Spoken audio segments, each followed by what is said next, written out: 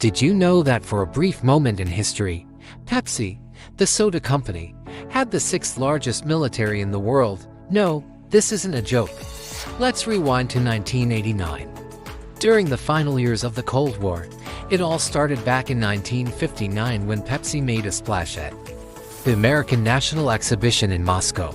The future US President Richard Nixon, who was vice president at the time, convinced the Soviet leader Nikita Khrushchev to try a sip of Pepsi.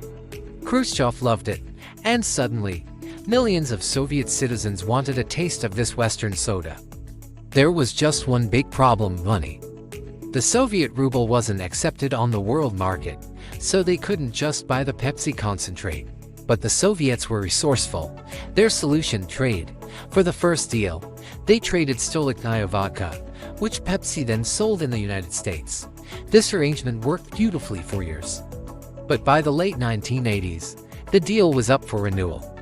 And it was going to be a massive $3 billion agreement. The Soviets didn't have enough vodka to cover that bill. So, they offered something else they had in abundance: military hardware.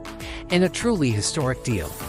The Soviet Union traded Pepsi a fleet of 17 submarines, a cruiser, a frigate, and a destroyer in exchange for a continued supply of soda. Just like that, PepsiCo became the owner of a naval fleet. The company's chairman, Donald Kendall, famously joked to the US National Security Advisor, "We're disarming the Soviet Union faster than you are." Now, what did a soda company do with a bunch of submarines?